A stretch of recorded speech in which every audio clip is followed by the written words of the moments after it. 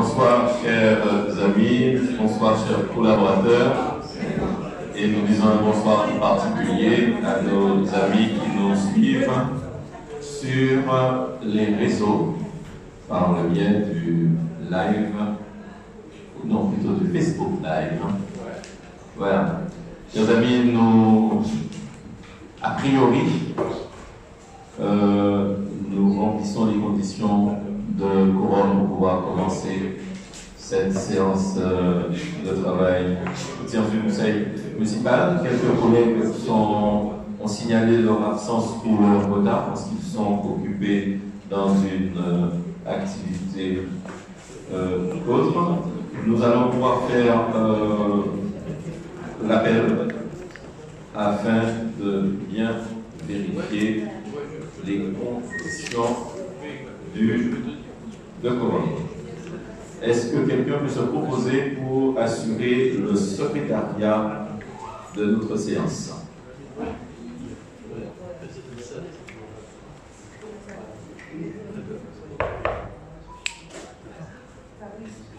Eddie Chico se propose pour être secrétaire de séance. Est-ce que Nathalie peut fournir la liste? Tu as la liste des membres?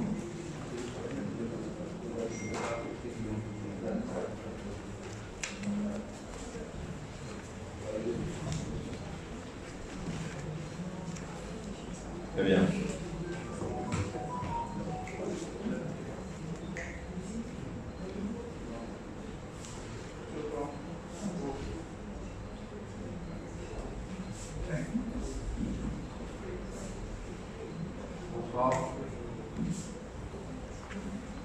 Bonsoir, partenaire. Alors, je fais l'appel. Abdoul Mané Louis Bernard. Absent.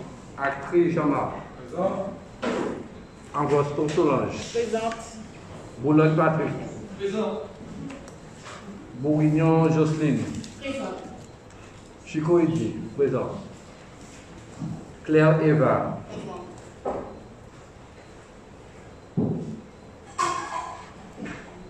Coquette Richard. Présent. Couder Marie-Denise. Dardol Mingoto Ketty. Delver Ketty. Dezac Philippe. Élise Marline. Frédéric Peria. Guépoil Laura. Jacques Épouse Gérant Lucette. Jean-Noël Sarah.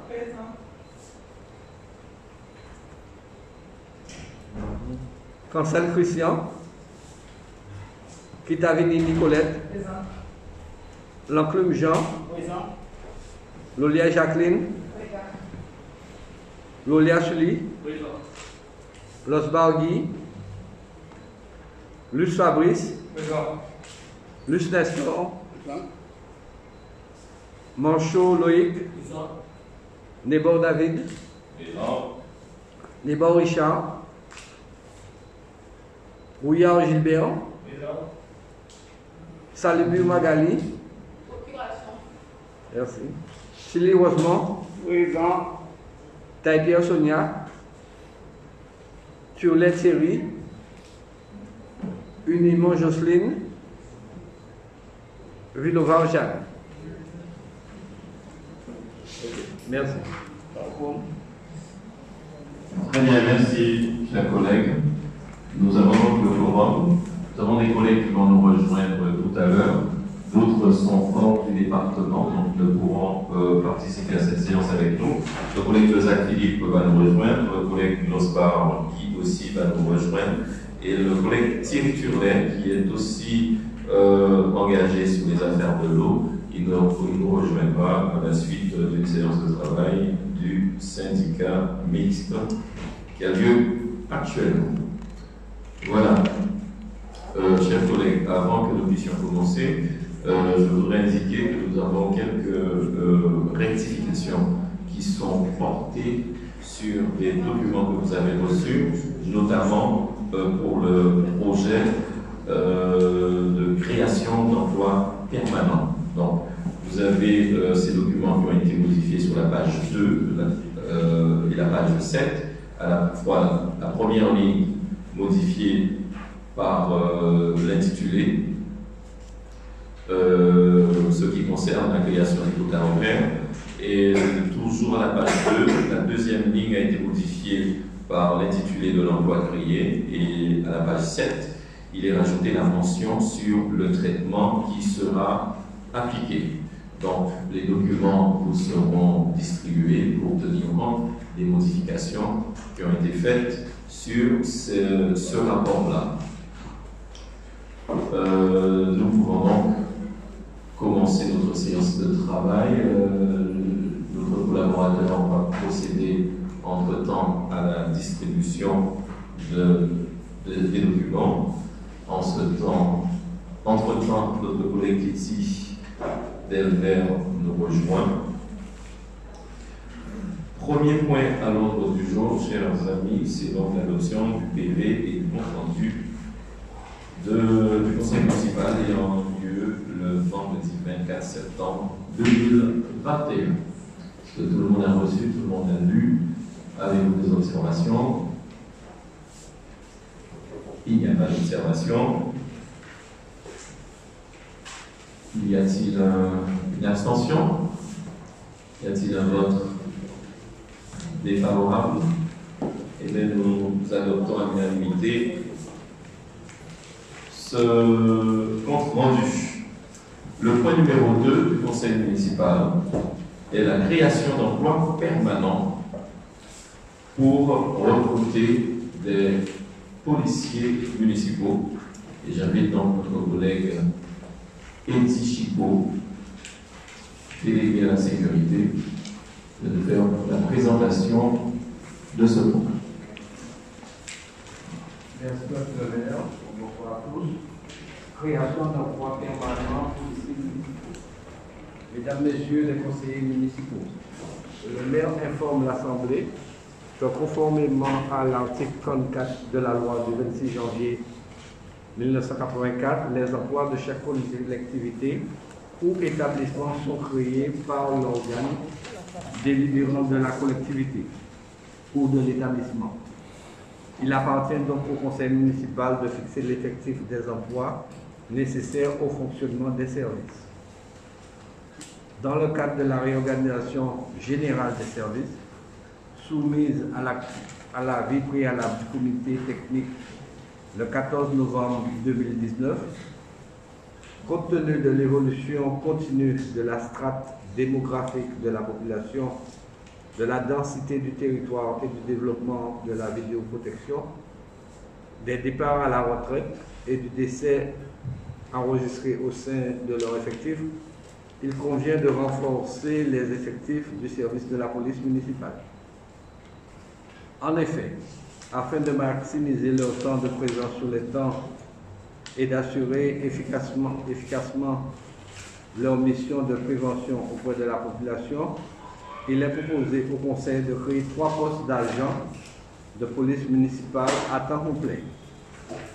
Ceci exposé, il est proposé au Conseil de créer, petit a, 2 postes d'adjoints aux responsables de poste, chargés notamment d'appliquer et de contrôler la politique de sécurité et de proximité engagée au sein de la collectivité. Ils collaborent avec le responsable de poste au développement technologique de la vidéoprotection. Petit b, un poste de chef de salle CCU chargé de diriger et de coordonner le service chargé d'assurer la sécurisation préventive et curative des lieux, des espaces et des bâtiments publics dotés d'équipements de vidéosurveillance. Nous avons un tableau. Alors, emploi. Adjoint au responsable de poste. Le grade associé, c'est brigadier chef principal. Catégorie C. L'ancien effectif était de 0. Le nouvel effectif sera de 2. Et c'est une durée hebdomadaire. chef de salle de CCU, brigadier chef principal, gardien brigadier. Catégorie C, l'ancien effectif était de 0, le nouvel effectif sera de 1, durée hebdomadaire. Préciser que les crédits nécessaires à la rémunération et aux charges des agents nommés seront inscrits au budget, au chapitre et articles prévus à cet effet. Autoriser le maire à effectuer toute démarche et signer tout acte nécessaire pour la création de cet emploi. Merci.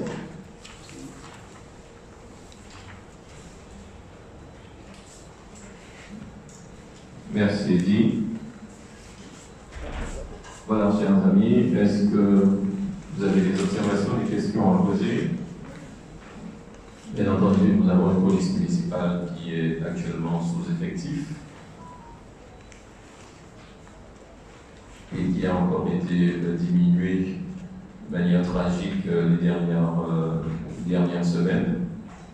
Et nous avons des ambitions véritablement de rendre cette police vraiment à la hauteur d'un territoire tel que celui de Petit-Bourg, avec la population qui est en augmentation, avec les phénomènes qui nécessitent justement que des hommes et des femmes assurent la sécurité des biens et des personnes sur notre territoire.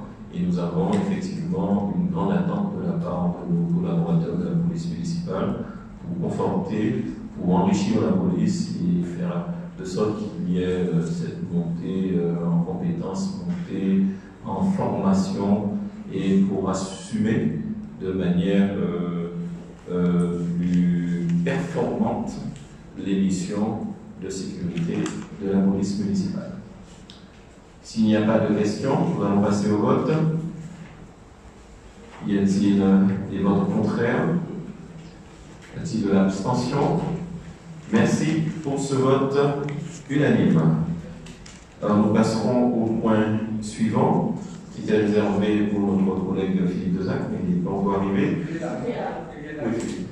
Ah. Très bien.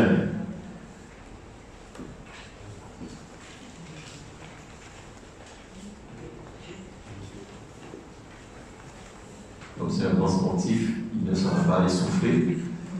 Donc on va faire la présentation tranquillement.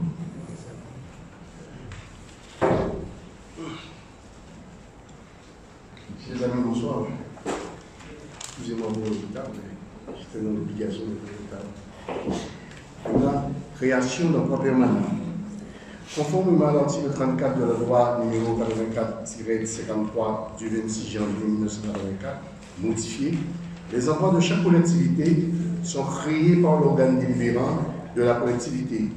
Il appartient donc à l'organe délibérant de fixer l'effectif des emplois à temps complet et à temps non complet nécessaires au fonctionnement des services. C'est à ce titre qu'il est proposé au conseil municipal la création des emplois permanents ci-après. Ainsi, dans le droit fil, des orientations de l'équipe municipale relatives à la résorption des emplois précaires, de la mise en place progressive de l'organigramme de l'administration communale définie dans le cadre du pacte, de la nécessité découlant de l'évolution des organisations des différentes directions. Il convient de créer des emplois permanents à temps complet et à non complet, catégorie C, déclinés dans le tableau suivant. Donc je suppose, chers collègues, que vous avez le tableau, on ne va pas relire tout. Donc ce tableau, on dit quel est l'emploi, le grade correspondant, le quota horaire de chaque emploi créé. Et c'est, je crois que c'est le nombre de combien? De 14. 80. Il y a 80, vous savez déjà, mon petit paquet, chers collègues. Et là, leurs traitements seront calculés en y incluant le supplément familial de traitement, la majoration de la prime de la vie chère. Cette rémunération pourrait être complétée par le régime indemnitaire en vigueur en sein de la collectivité au moment où ces emplois sont pourvus. Ainsi, le maire demande au membre du conseil municipal de délibérer sur, premièrement, la création des emplois mentionnés dans le tableau 6 juin, impliquant les modifications du tableau des emplois. L'inscription au budget de la collectivité, chapitre 12 des crédits nécessaires à la rémunération et aux charges de personnel pour ces emplois créés, d'un montant de 212 100 € mensuels, hors supplément familial de traitement. L'autorisation et aussi donner l'autorisation au maire d'effectuer toute démarche et signer tout acte nécessaire pour la création de ces postes. Monsieur le maire.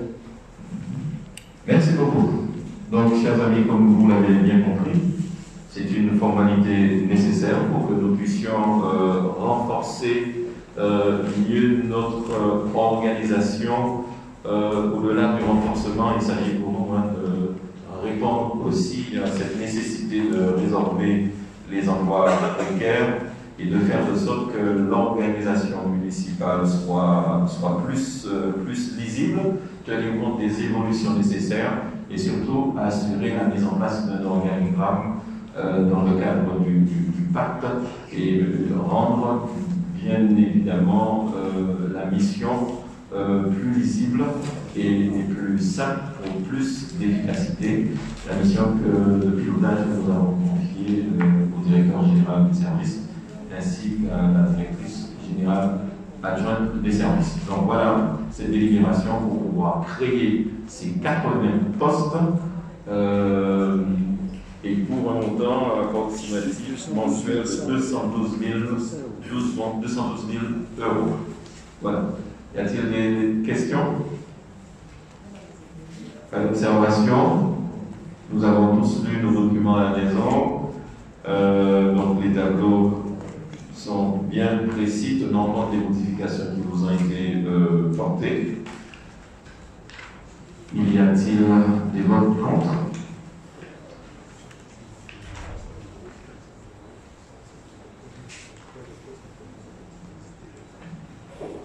Alors, précision du DGS, précision de taille. Il ne s'agit pas, les 212 000 € ne constituent pas des montants supplémentaires sur le budget, mais ce sont des sommes qui étaient déjà prévues, puisque le tableau des effectifs de la ville avait déjà tenu compte de ces emplois-là, du financement de ces emplois-là. Donc c'est une précision très importante. Y a-t-il des votes contre? Y a-t-il des abstentions? Merci, chers collègues, pour ce vote unanime. Et pendant ce temps, d'autres collègues nous ont rejoints, notamment le deuxième adjoint, Madame Jocelyne Unimont. Merci, chers collègues. Nous passons donc au point 4 de l'ordre du jour, s'agissant de l'organisation d'accueil de loisirs, avec l'élu délégué, Madame Élise Marine.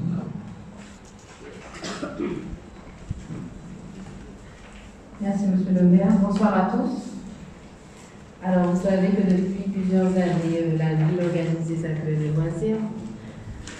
Donc, ce soir, en fait, nous souhaitons poursuivre l'organisation de ces AL pour les enfants de 3 à 5 ans. Et là, on va ajouter les mercredis, puisque depuis quelques années, nous étions tous focalisés sur les accueils de loisirs pour les petites et grandes vacances. Et ce sera donc sur tout le territoire de la ville.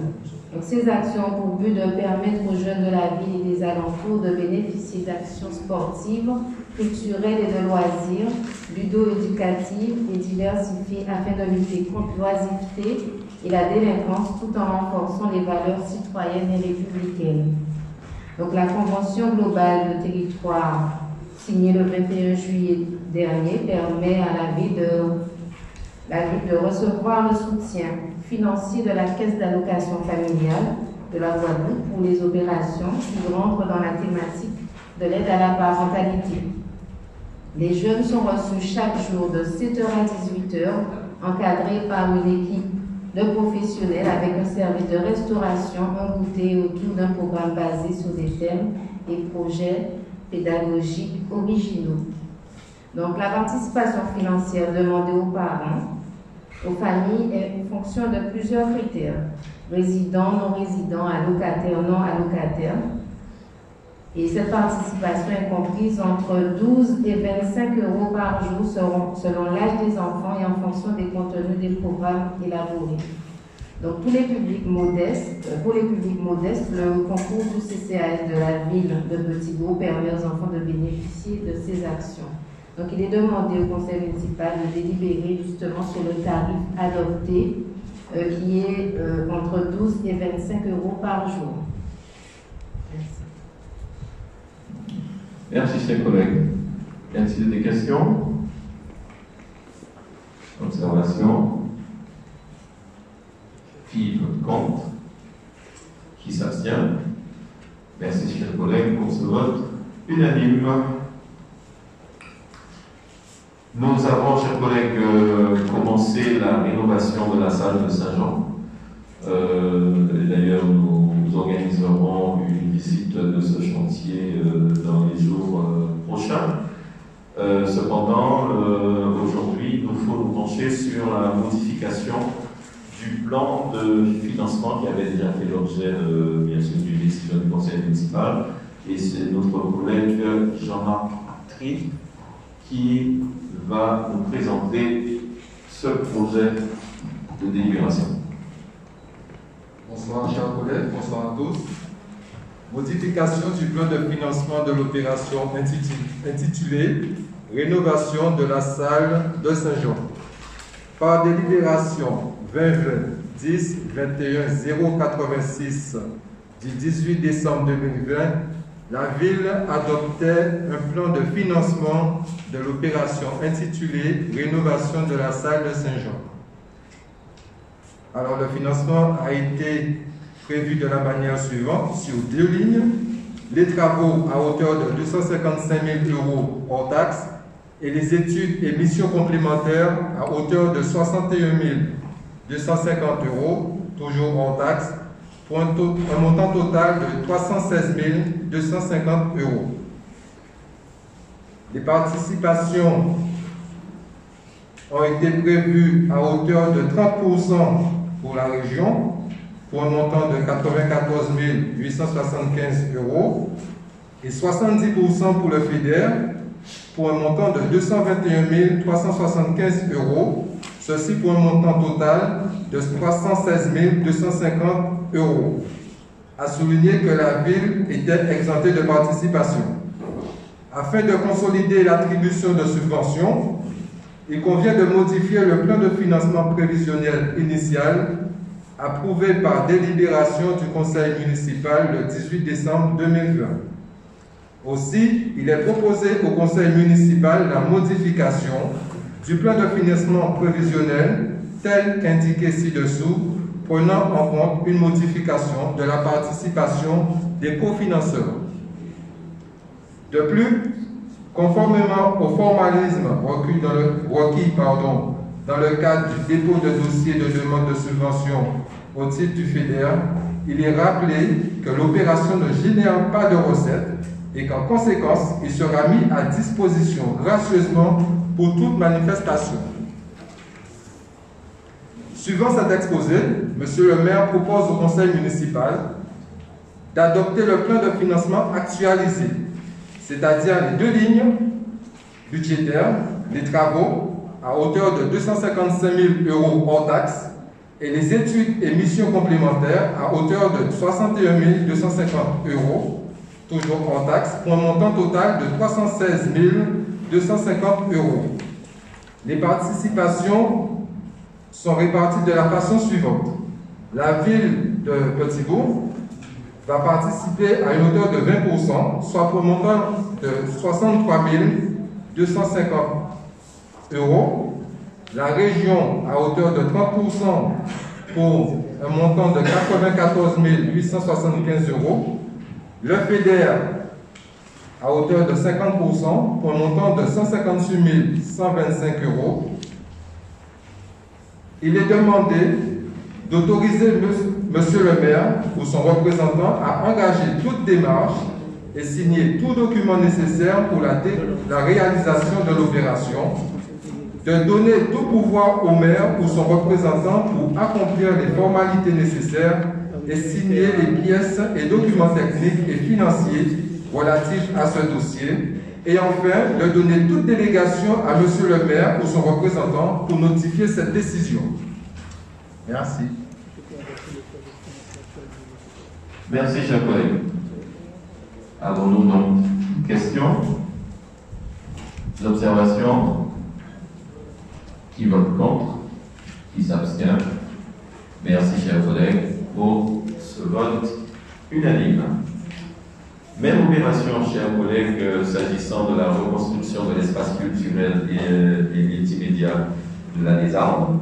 Opération quasiment achevée, puisqu'il nous reste quelques installations dans l'aménagement interne.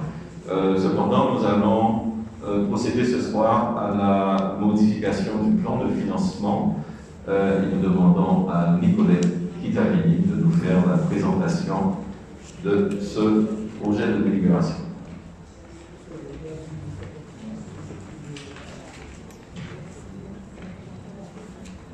Merci, monsieur le maire. Bonsoir à tous.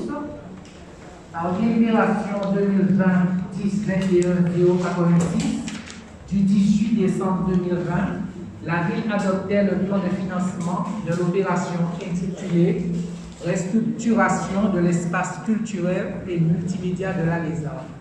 Suivant le plan de financement prévisionnel, comme vous pouvez le voir dans le tableau, la ville de Petit-Bourg, de montant de 87 548,30 € pour un taux de 10%.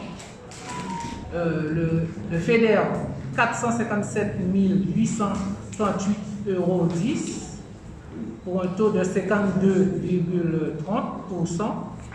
La région, 175 096,60 € pour un taux de 20%. Le DGD, 150 000 € pour un taux de 17,70%, pour un montant total de 875 483 €. Alors, afin de consolider l'attribution de subventions, il convient de modifier le plan de financement prévisionnel initié, approuvé par délibération du conseil municipal du 18 décembre 2020. Aussi, il est proposé au conseil municipal la modification du plan de financement prévisionnel tel indiqué ci-dessous, prenant acte de la participation actualisée des cofinanceurs. De plus, conformément au formalisme requis dans le cadre du dépôt de dossier de demande de subvention au titre du FEDER, il est rappelé que l'opération ne génère pas de recettes et qu'en conséquence, il sera mis à disposition gracieusement pour toute manifestation. Suivant cet exposé, Monsieur le maire propose au conseil municipal, article 1, d'adopter le plan de financement actualisé suivant. Ville de Petit-Bourg, 175 097 €, de taux de 20%. Le FEDER, 440 328 €, 50,30%. La région, 105 058 €, 12%. DGD, 155 000 €, 17,70%, pour un total de 875 483 €. Alors, article 2, d'autoriser monsieur le maire ou son représentant à engager toute démarche, à signer tout document nécessaire pour la réalisation de l'opération. Article 3, donner tout pouvoir au maire ou son représentant pour accomplir les formalités nécessaires et signer toutes les pièces et documents techniques et financiers relatifs à ce dossier. Et enfin, article 4, de donner toute délégation à monsieur le maire ou son représentant pour modifier cette décision. Merci. Merci beaucoup, chère Nicolette. Voilà, chers amis, chers collègues, projet de délibération pour modifier les participations financières, les contributions. Donc, comme vous le constatez, donc, il y a un apport de 17% de l'État, puisque c'est une dotation globale de décentralisation réservée spécifiquement aux établissements dédiés à la culture. Et nous avons une augmentation de la participation fédère à 50, dans une diminution du fédère, 50% au lieu de 52, et une augmentation de la participation de la ville. Voilà pour un équipement qui est attendu par la jeunesse du secteur, par les scolaires du secteur. Maintenant, il est occupé pleinement investi par les agents de la direction des affaires culturelles et du monde associatif, mais cependant, la destination finale et les outils, notamment numériques, ne sont pas en service. La cause, tout est mis en œuvre pour que nos jeunes et nos moins jeunes aussi soient en mesure de profiter de cet équipement-là. Y a-t-il des questions? S'il n'y en a pas, nous allons voter. Qui vote contre? Qui s'abstient? Merci pour ce vote unanime, chers collègues. Alors, notre élu délégué au bien-être auprès des ressources humaines va nous faire la présentation du point 7, qui est l'approbation d'un protocole transactionnel avec la société Edenred. Notre collègue Nestor Plus. Merci, monsieur le maire. Chers collègues, bonsoir. Amis internautes, bonsoir.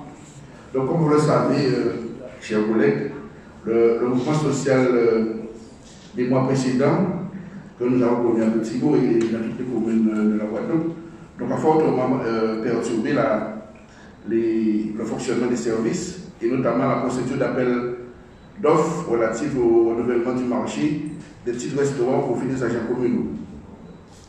Donc dans ce contexte, contraint, la ville a passé commande de titres restaurants pour les mois de mai, juin et juillet 2021.